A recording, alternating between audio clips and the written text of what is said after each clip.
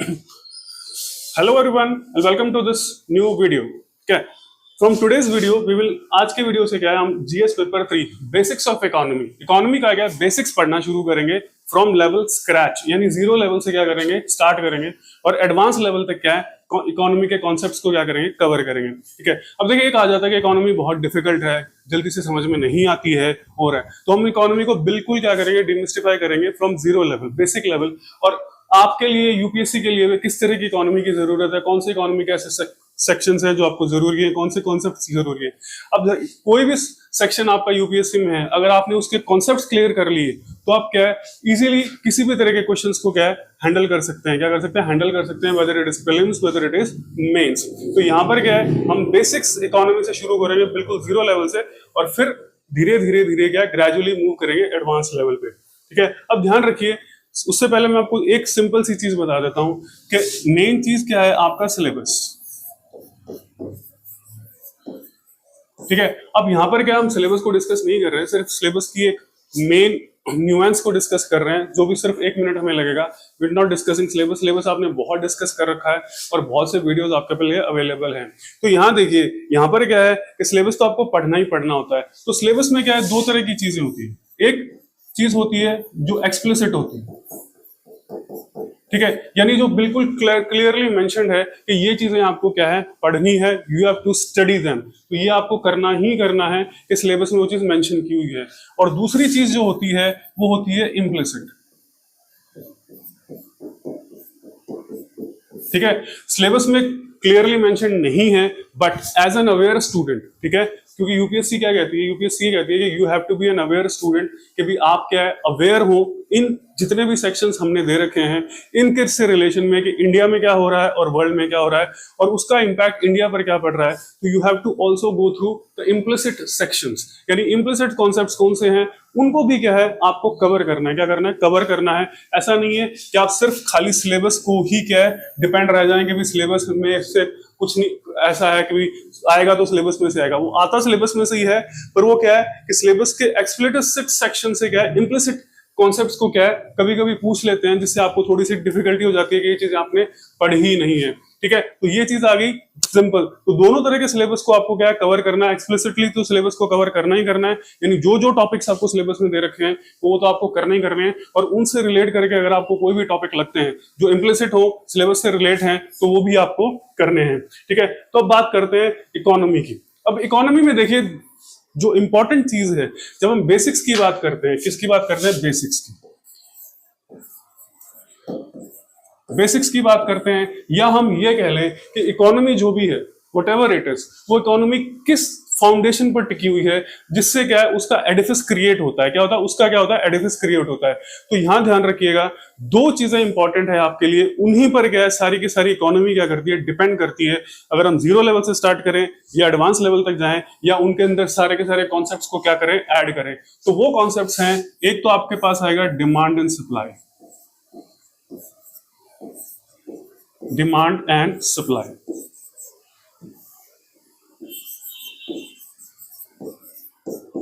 ठीक है, यानी कि इसको क्या करना है मैनेज करना है किसी भी इकोनॉमी में, चाहे वो इंडिया की इकोनॉमी हो चाहे किसी भी कंट्री की इकोनॉमी हो, इसको क्या करना है आपको मैनेज करना है, you have to manage the demand and supply. ठीक है, तो पहला कॉन्सेप्ट तो आपका ये आ गया, पहला बेस तो आपका ये आ गया कि ये चीज इसकी पूरी क्लैरिटी आपके पास में क्या होनी चाहिए कि ये कैसे काम करती है और किस तरह से इसे क्या करते हैं मैनेज करते हैं और कौन कौन सी ऐसे टूल्स हैं जिससे क्या है इस चीज को मैनेज किया जाता है। और दूसरी जो चीज आती है वो आती है मोबिलाइजेशन ऑफ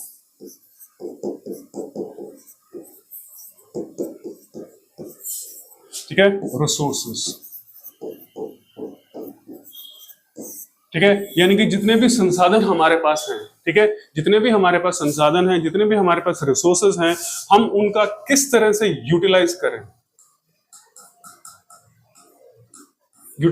उनको किस तरह से यूटिलाइज करें कि हम इन चीजों को क्या करें मैनेज कर पाए और इकोनॉमी में क्या है शॉक्स ना आने दें, क्या इकोनॉमी में शॉक्स ना आने दें। ठीक है, ये एक चीज आपके पास में आ जाती है और दूसरा आ जाता है मोबिलाइजेशन ऑफ रिसोर्सेज, कि आप अपने रिसोर्सेज को किस तरह से यूज करेंगे। और वो रिसोर्सेज किसी भी तरह के हो सकते हैं, वो मॉनेटरी रिसोर्स हो सकते हैं, ठीक है, वो मिनरल रिसोर्सेज हो सकते हैं, वो ह्यूमन मैन पावर का रिसोर्स हो सकता है, वो टेक्नोलॉजिकल रिसोर्सेज हो सकते हैं, वो सोशल रिसोर्सेज हो सकते हैं, ठीक है, वो किसी भी तरह का कैपिटल हो सकता है, what ever type of capital, वो उस रिसोर्सेज को आप किस तरह से यूज करेंगे कि इस कॉन्सेप्ट को या ये इकोनॉमी में क्या हो, मैनेज हो जाए, क्या हो, मैनेज हो जाए।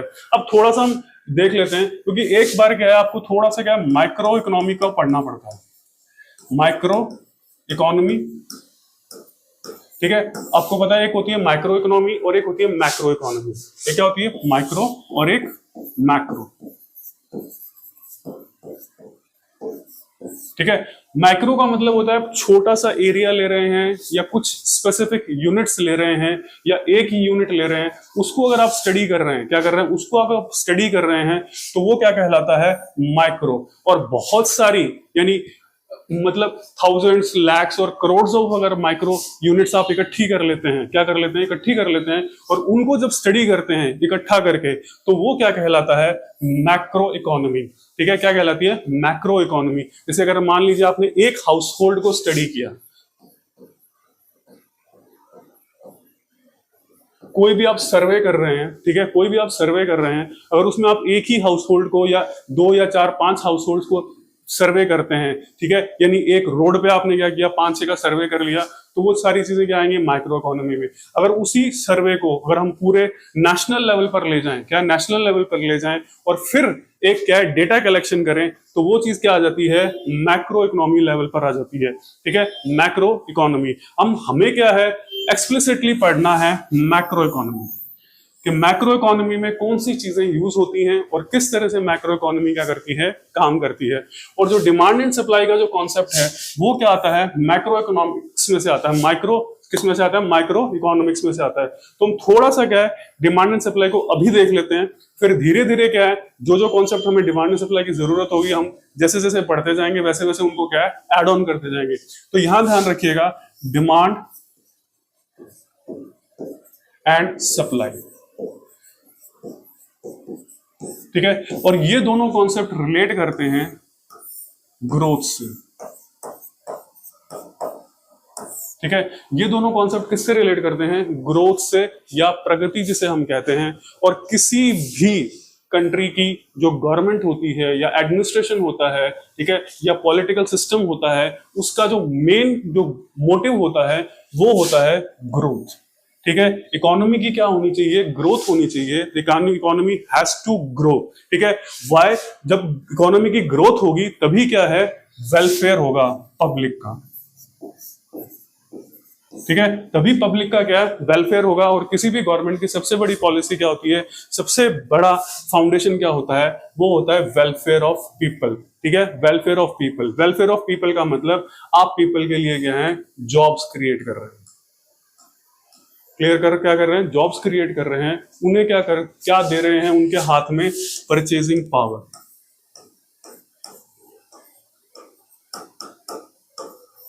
क्या दे रहे हैं, परचेजिंग पावर दे रहे हैं उनको हाथ के अंदर, कि वो क्या कर सकें, परचेज कर सके। और परचेज करने का मतलब ये है कि आप क्या कर रहे हैं, डिमांड को इंक्रीज कर रहे हैं,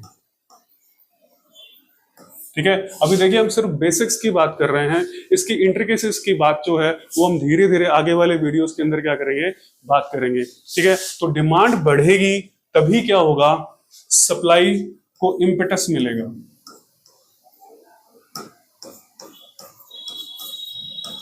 ठीक है, तभी सप्लाई को क्या होगा, इम्पेटस मिलेगा। अगर डिमांड किसी चीज की नहीं है तो सप्लाई क्रिएशन पॉसिबल नहीं है, ठीक है। सप्लाई अपने आप अपनी डिमांड क्रिएट नहीं कर सकती है। तो सप्लाई के लिए डिमांड क्रिएशन सबसे इंपॉर्टेंट चीज है किसी भी, किसके लिए, इकोनॉमी के लिए। जो भी आपको करना है तो डिमांड और सप्लाई, इनको क्या है, बैलेंस करके रखना पड़ता है। क्या करना है, बैलेंस करके रखना पड़ता है। और इन्हें बैलेंस करने के लिए क्या किया जाता है, मोबिलाइजेशन ऑफ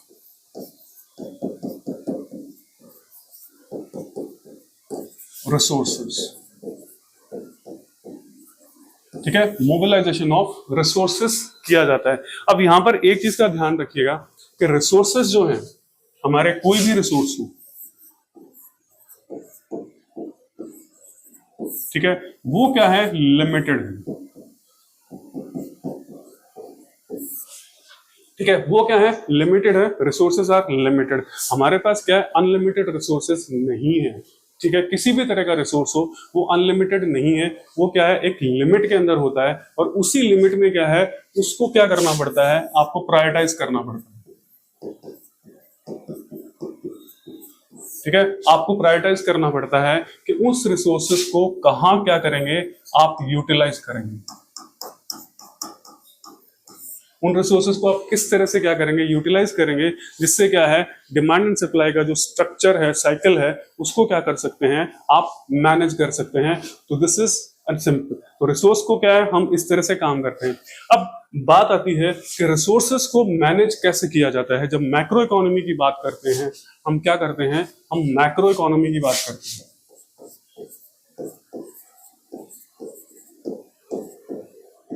ठीक है, हम जब मैक्रो इकोनॉमी की बात कर रहे हैं तो रिसोर्सेज को किस तरह से मैनेज किया जाता है, कौन से ऐसे टूल्स हैं जिससे क्या है, जो गवर्नमेंट है वो क्या करती है, रिसोर्सेज को मैनेज करती है, क्या करती है, मैनेज करती है। तो वहां पर हमारे पास में क्या आता है कि गवर्नमेंट किसी भी रिसोर्स को मैनेज करने के लिए, जो जितने भी रिसोर्सेज होते हैं वट एवर इट इज, उनको मैनेज करने के लिए क्या करती है, डिफरेंट डिफरेंट टाइप्स ऑफ, ठीक है, डिफरेंट टाइप्स ऑफ पॉलिसीज क्या करती है, पॉलिसीज फॉर्मुलेशन।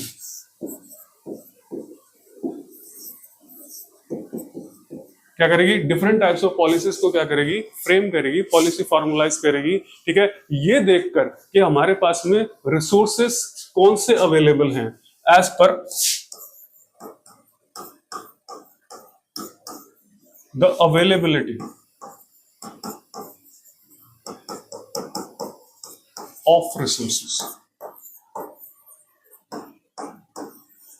ठीक है, हमारे पास किस तरह के रिसोर्सेज अवेलेबल हैं, कौन से रिसोर्सेज किस लेवल पे हैं, उसके डेवलपमेंट के, उनके बेसिस पर क्या है, गवर्नमेंट क्या करती है, पॉलिसीज को इंप्लीमेंट करती है। क्या करती है, गवर्नमेंट पॉलिसीज को क्या करती है, इंप्लीमेंट करती है। अब हमारे यहाँ जब आप मैक्रो इकोनॉमिक्स पढ़ेंगे तो दो मेन पॉलिसीज क्या है, आपको पढ़नी है। दो मोटी जो ब्रॉडर और मोस्ट इंपॉर्टेंट पॉलिसीज होती हैं वो होती है मॉनेटरी एंड फिस्कल। ठीक है, मॉनेटरी एंड फिस्कल पॉलिसी, इसी को क्या कह देते हैं हम, मौद्रिक। मौद्रिक, और ये क्या है, राजकोषीय। ठीक है, ये उन स्टूडेंट्स के लिए है जो हिंदी मीडियम के स्टूडेंट्स है, तो मैंने ट्रांसलेशन आपके लिए कर दिया है। तो मौद्रिक और फिस्कल पॉलिसी, ठीक है, ये दो पॉलिसीज गवर्नमेंट की क्या है, क्या क्या होती है, bedrock policies, most important policies होती हैं, जिनसे क्या है, जितने भी रिसोर्सेज हैं उनको क्या है, मैनेज किया जाता है। क्या किया जाता है, मैनेज किया जाता है। इसका काम डिफरेंट है। ठीक है, हम डिटेल्स में धीरे धीरे पढ़ेंगे, अभी हम बात कर रहे हैं कि क्या क्या बेसिक्स इकोनॉमी में आप पढ़ते हैं। और ये फिस्कल पॉलिसी है, इसको क्या है, डिफरेंटली क्या है, मैनेज किया जाता है अलग अलग तरीके से। ठीक है, तो ये चीज आपकी। अब यहां पर बात आती है कि हमें रिलेशन किससे करना है, रिलेशन करना है हमें ग्रोथ से। ठीक है, तो ग्रोथ से क्या है, हमें रिलेशन करना है कि भी ग्रोथ करनी है या नहीं करनी है, डिमांड एंड सप्लाई को किस तरह से मैनेज करना है और करना है। तो इससे रिलेट करके क्या होती है, इन पॉलिसीज को क्या है, अलग अलग तरीके से इंप्लीमेंट किया जाता है। क्या किया जाता है, इंप्लीमेंटेशन। वहां तो क्या कर दिया हमने, फ्रेम कर लिया।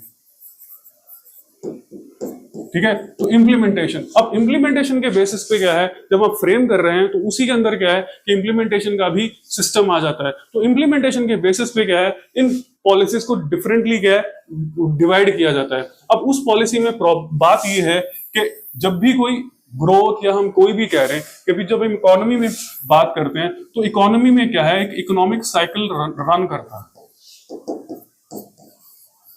ठीक है, इकोनॉमी में क्या करता है, एक इकोनॉमिक साइकिल रन करता है। क्या करता है, इकोनॉमिक साइकिल रन करता है, जिसको डायरेक्टली क्या कह देते हैं हम, बिजनेस साइकिल कह देते हैं।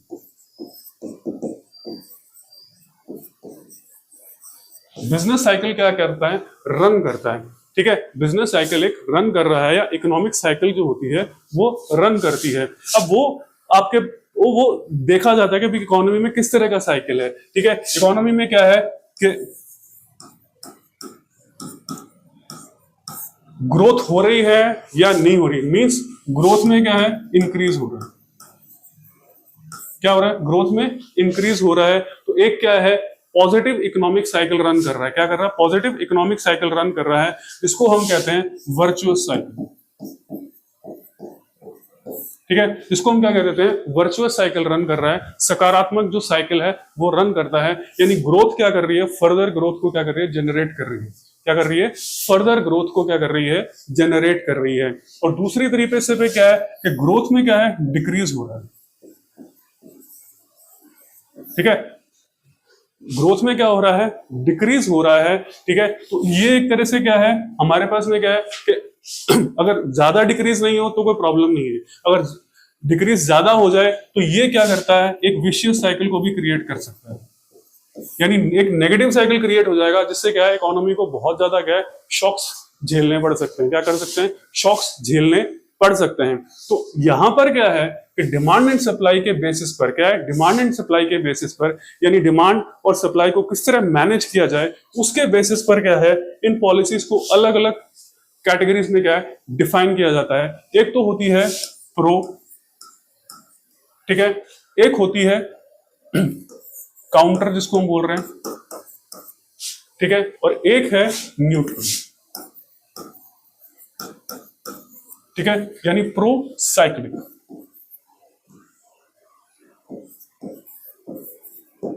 ठीक है, काउंटर साइक्लिक और न्यूट्रल पॉलिसी, ठीक है। अब हम पहले बात कर लेते हैं न्यूट्रल पॉलिसी की, ठीक है। ऐसी पॉलिसी जब गवर्नमेंट को क्या है, कोई टेंशन नहीं होती है, उसको पता है जितनी ग्रोथ होनी चाहिए इकोनॉमी में, जैसे इकोनॉमी को रन करना चाहिए पब्लिक के लिए फायदेमंद, सारे फैक्टर्स क्या है, कंप्लीटली फायदेमंद है। कोई भी फैक्टर ऐसा नहीं है जो पब्लिक को क्या कर रहा है, कोई नेगेटिव इंपैक्ट क्रिएट कर रहा है। क्या कर रहा है, नेगेटिव इंपैक्ट क्रिएट कर रहा है। तो उस कंडीशन में कुछ ऐसी पॉलिसीज लाई जाती हैं जिससे क्या है, जो इकोनॉमिक साइकिल जो चल रहा है आपके पास, इकोनॉमिक जो साइकिल मूव कर रहा है, आपका इकोनॉमिक साइकिल जो है वो मूव कर रहा है, उस पर किसी भी तरह का क्या है, बहुत, अगर पहली बात तो बिल्कुल भी इंपैक्ट नहीं होता, नो इंपैक्ट, ठीक है, नो इंपैक्ट, किसी भी तरह का कोई इंपैक्ट नहीं होता, ठीक है। मतलब ऐसी पॉलिसी होती है जिससे उसके ऊपर किसी भी तरह का इंपैक्ट नहीं होता, ना तो उसको कोई क्या इम्पेटस मिलता है, इंक्रीज होता है, और ना ही उसमें क्या होता है, डिक्रीज आता है। जैसे वो साइकिल रन कर रहा है वैसे के वैसे साइकिल क्या करता रहता है, रन करता रहता है। और मान लीजिए इंपैक्ट हो भी जाता है थोड़ा बहुत, ठीक है, थोड़ा बहुत हो भी जाता है, तो वो क्या है, बिल्कुल ही क्या है, पता नहीं लगता, ठीक है। ऐसा शॉक होता है, ठीक है, जो बिल्कुल ही क्या है, जैसे कह ले रिक्टर स्केल पर 1, 2 और 3 रिक्टर स्केल पे जो भूकंप आता है उसका किसी को पता नहीं चलता। तो उस तरह से क्या है, अगर कोई हल्का फुल्का हो भी रहा है तो वो बिल्कुल ही क्या होता है, सिंपल होता है, बिल्कुल ही क्या होता है, हम कह ले कि भी सॉफ्ट शॉक होता है, जो उसका पब्लिक को पता भी नहीं चलता है। तो उसको तो हमने क्या कह दिया, न्यूट्रल पॉलिसी, ठीक है, न्यूट्रल साइक्लिक पॉलिसी। यानी साइकिल को बिल्कुल भी क्या है, आप छेड़ नहीं रहे हैं। ग्रोथ हो रही है तो आप ग्रोथ होने दे रहे हैं, ठीक है, और ग्रोथ अगर थोड़ी कम हो रही है इन्फ्लेशन को रोकने के लिए, तो वो भी क्या है, होने देते हैं, कोई प्रॉब्लम नहीं आती, ठीक है। अब बात ये आती है इन दो पॉलिसीज की, ठीक है। तो हम प्रो साइक्लिक, पहले प्रो साइक्लिक एंड दूसरा क्या है, काउंटर, यानी ऑपोजिट साइकिल, ठीक है। प्रो का मतलब ये है, ठीक है, मान लीजिए बहुत क्या है, टाइम से क्या है, रिसेशन था, टाइम से रिसेशन की बात नहीं कर रहे, मतलब क्या है, ग्रोथ थी नहीं, क्या है, ग्रोथ थी नहीं, या क्या है, काफी टाइम से क्या है, या कह लें नेगेटिव ग्रोथ थी, जो क्या है, ग्रोथ को, अब जैसे ही आपने कोई पॉलिसी अपनाई, क्या है, कोई पॉलिसी अपनाई, तो उससे क्या हुआ, ग्रोथ होने लग गई,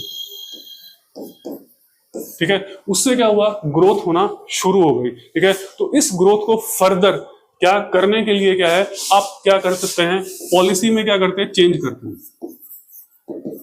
पॉलिसी या तो चेंज करते हैं या फिर क्या है, न्यू पॉलिसी इंप्लीमेंट करते हैं, ठीक है, न्यू पॉलिसी क्या करते हैं, इंप्लीमेंट करते हैं। तो अगर ये इसी को क्या है फर्दर क्या करे, इंक्रीज करे, क्या करे, फर्दर इंक्रीज करे, जो इकोनॉमिक साइकिल में रन कर रहा था, अगर ग्रोथ रन कर रही थी तो ग्रोथ को आपने क्या किया, और बढ़ा दिया। ठीक है, ऐसी पॉलिसीज थी जिसका इंपैक्ट ये हुआ कि ग्रोथ और ज्यादा होने लग गई। ठीक है, और अगर नेगेटिव ग्रोथ थी तो आपने ऐसी पॉलिसीज रन करी जिससे ग्रोथ क्या हो गया, और ज्यादा नेगेटिव हो गई। तो जो साइकिल इकोनॉमी में चल रहा है उसी को बूस्ट करने के लिए क्या है, उसी को क्या है फर्दर बूस्ट करने के लिए अगर किसी पॉलिसी को इंप्लीमेंट किया जाता है तो उसको बोलते हैं प्रो साइक्लिक पॉलिसी। क्या कह दिया हमने, प्रो साइक्लिक पॉलिसी कह दिया, चक्रीय नीति जिसे हम कह रहे हैं प्रो साइक्लिक पॉलिसी। और इसके रिवर्स में क्या है कि जो भी इकोनॉमी में साइकिल रन कर रहा है, क्या कर रहा है, इकोनॉमी का जो साइकिल है वो क्या कर रहा है, रन कर रहा है, उसको काउंटर करने के लिए या उसको तोड़ने के लिए, उसको ब्रेकअप करने के लिए, यानी जरूरत से ज्यादा ग्रोथ हो रहा है, मान लो जरूरत से ज्यादा अगर ग्रोथ हो रही है तो अगर वो किसी कोई नेगेटिव इंपैक्ट ला रही है, ठीक है, क्या कर रही है, नेगेटिव इंपैक्ट ला रही है, उसको काउंटर करने के लिए जो पॉलिसी लाई जाती है उसे हम कहते हैं काउंटर साइक्लिक पॉलिसी।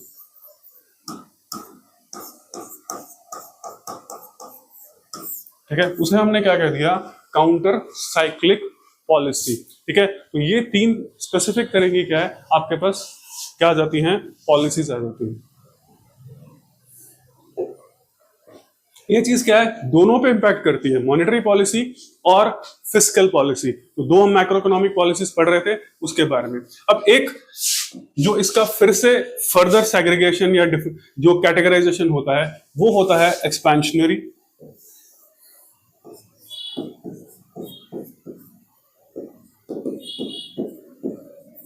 और एक कॉन्ट्रैक्शनरी।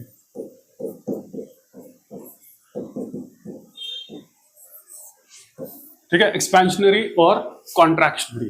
ठीक है, अब यहां पर देखिए एक्सपेंशन का मतलब बढ़ावा देना, क्या करना, बढ़ावा देना।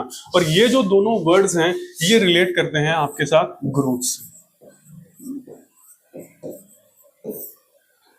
किससे रिलेट करते हैं, ग्रोथ से रिलेट करते हैं। ठीक है, अगर ऐसी कोई पॉलिसी इंप्लीमेंट की जाती है, फिस्कल पॉलिसी इस तरह से इंप्लीमेंट की जाती है कि वो ग्रोथ को क्या करे, इंक्रीज करे,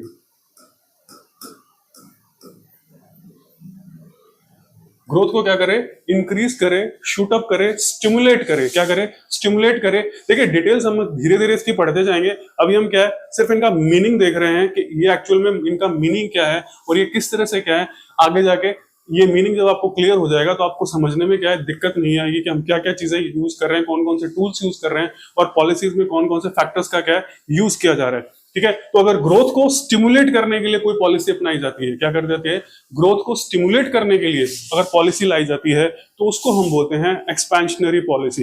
यानी इकोनॉमी को क्या कर रहे हैं आप, एक्सपैंड कर रहे हैं, ग्रो करवा रहे हैं। मान लीजिए पिछले साल कोई इकोनॉमी 100 करोड़ की थी और अब की बार उस आपकी पॉलिसी से वो 110 करोड़ की हो गई, तो वो क्या कहलाती है, एक्सपेंशनरी फिस्कल एक्सपेंशनरी पॉलिसी। वो फिस्कल भी हो सकती है, वो मॉनेटरी भी हो सकती है। ठीक है, और दूसरा इसके रिवर्स में अगर ग्रोथ को हम नेगेटिव ले जाएं, ग्रोथ को रोकें, ठीक है, नेगेट करें, ग्रोथ को क्या करें, नेगेट करें, तो उस पॉलिसी को हमने क्या दिया, कॉन्ट्रैक्शनरी पॉलिसी। यानी इकोनॉमी को आपने क्या कर दिया, कॉन्ट्रैक्ट कर दिया। ठीक है, जो पहले इकोनॉमी एक्सपैंड कर रही थी उसको क्या कर दिया आपने, कॉन्ट्रैक्ट करना क्या कर दिया, शुरू कर दिया। ठीक है, तो ये चीज क्या आ जाती है, एक्सपेंशनरी एंड कॉन्ट्रैक्शनरी पॉलिसी। ठीक है, एक्सपेंशनरी एंड कॉन्ट्रैक्शनरी पॉलिसी। अब थोड़ा सा हम एक चीज ले लेते हैं, डिमांड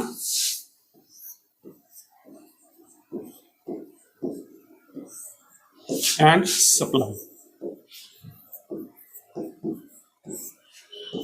क्लियर, ध्यान रखिएगा, थोड़ा सा कॉन्सेप्ट आपके लिए इंपॉर्टेंट है, इसको समझना बहुत जरूरी है। ठीक है, अब देखिए सबसे पहले ले लेते हैं डिमांड का क्या कॉन्सेप्ट है। ठीक है, अब डिमांड का कॉन्सेप्ट यहां पर ये आता है। ठीक है, डिमांड का कॉन्सेप्ट ये आता है कि ऑल थिंग्स इक्वल। ठीक है, सारी चीजें क्या है, कांस्टेंट है, और डिमांड को अगर हम प्राइस के रिलेशन में रखें, इन रिलेशन टू प्राइस, कोई भी कमोडिटी है, ठीक है, कोई भी जो कमोडिटी है जो मार्केट में अवेलेबल है, क्या है, मार्केट में अवेलेबल है, अगर उसको देखें तो प्राइस एंड डिमांड ठीक है, आर प्रोपोर्शनल, ठीक है, डिमांड प्राइस, ठीक है, price is proportional to demand, ठीक है, price is proportional to demand means अगर किसी भी कमोडिटी की डिमांड जो है इंक्रीज करती है, क्या करती है, डिमांड इंक्रीज करती है, तो उसका प्राइस भी क्या होगा, इंक्रीज करेगा। क्या करेगा, प्राइस भी इंक्रीज करेगा। एक चीज और इंपॉर्टेंट मैं आपको बता दूं, ठीक है, जो हम करंट अफेयर्स पढ़ रहे हैं,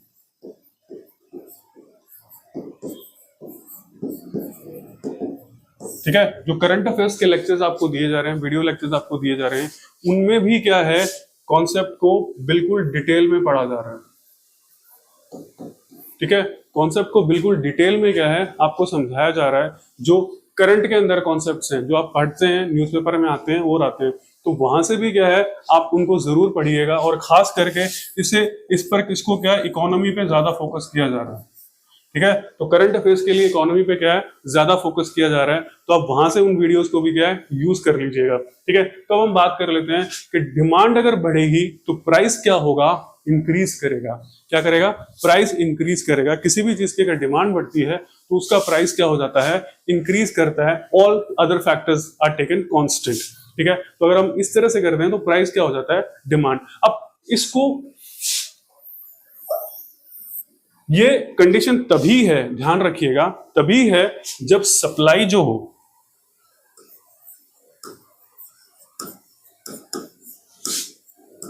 there is no change,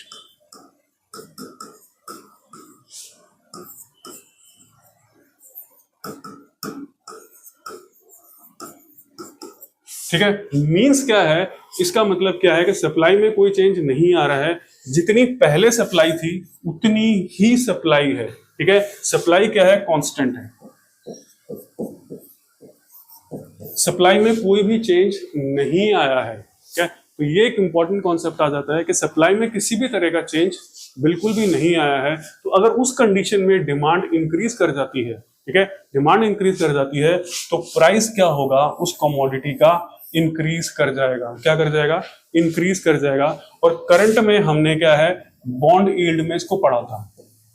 current affairs के अंदर क्या है, जब हम बॉन्ड यील्ड की बात कर रहे थे करंट अफेयर्स में, तो हमने इस चीज को पढ़ा था कि भी किस तरह से बॉन्ड यील्ड और प्राइस डिमांड के ऊपर क्या है, किस तरह से क्या करता है, डिपेंड करता है, ठीक है। तो अब यहां पर क्या है, इंपॉर्टेंट पॉइंट आ जाता है कि अगर मान लीजिए इस प्राइस को, अगर प्राइस बढ़ता है, ठीक है, प्राइस बढ़ता है, दैट मींस पब्लिक को क्या हो रही है, प्रॉब्लम हो रही है, पब्लिक इज फेसिंग प्रॉब्लम्स। क्यों, क्योंकि उसकी जो परचेजिंग पावर है वो क्या रही है, गिर रही है, ठीक है। क्योंकि उसकी परचेजिंग पावर जो हो रही है वो गिर रही है, मनी की वैल्यू क्या हो रही है, गिर रही है, ठीक है। क्या हो रही है, मनी की वैल्यू गिर रही है। तो इस मनी की वैल्यू को नहीं गिराने के लिए या प्राइस को कम से कम इंपैक्ट डालने के लिए क्या करना, कम से कम इंपैक्ट डालने के लिए आपको क्या करना पड़ेगा, you have to impact the supply. तो सप्लाई को क्या करना पड़ेगा, किसी भी तरीके से इंक्रीज करना पड़ेगा।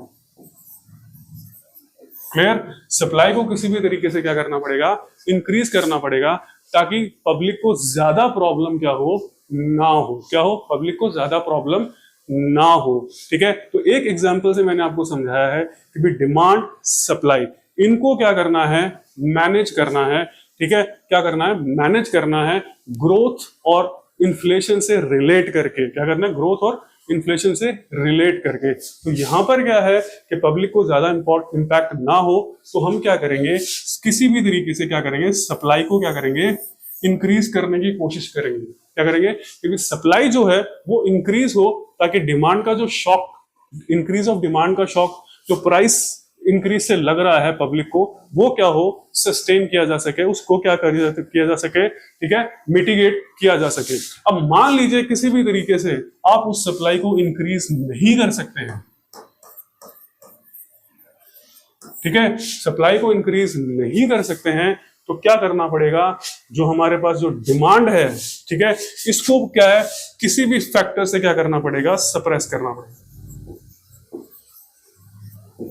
We have to suppress this demand, क्योंकि ये डिमांड क्या कर रही है, प्राइस इंक्रीज कर रही है। इस प्राइस इंक्रीज को मिटिगेट करने के लिए, कम से कम करने के लिए डिमांड को क्या करना पड़ेगा, सप्रेस करना पड़ेगा। ठीक है, तो यही क्या है, मैनेज करना किसका काम है, गवर्नमेंट का काम है। और हमारे हाउस होल्ड्स में भी यही होता है। ठीक है, कभी किसी चीज की डिमांड बढ़ जाती है तो हम क्या करते हैं, या तो उसका ऑल्टरनेट ढूंढते हैं। ठीक है, कि इसका ऑल्टरनेट क्या है, what is alternate of it. अगर ऑल्टरनेट नहीं मिल पाता है तो क्या करते हैं, उसकी डिमांड को क्या करेंगे, या उसकी जो हमारी डिमांड होगी उसे हम थोड़ा सा क्या करेंगे, कम कर देंगे, जिससे क्या हो, हमारे ऊपर इम्पैक्ट क्या हो, कम से कम हो। तो यही चीजें क्या है, आपको लंबे टाइम में क्या है, इकोनॉमिक्स में स्टडी करनी है कि भाई किस तरह से ये फैक्टर्स जितने भी हैं आपके, ये किस तरह से क्या करते हैं, काम करते हैं।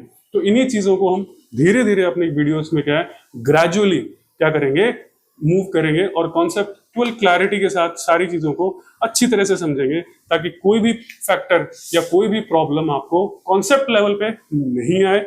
बाकी जो रटने वाली फैक्चुअल चीजें हैं वो तो आप कभी भी क्या कर सकते हैं। ठीक है, तो आज के वीडियो में इतना ही। नेक्स्ट वीडियो में मिलेंगे आगे के कॉन्सेप्ट्स के साथ। Thank you for watching the video.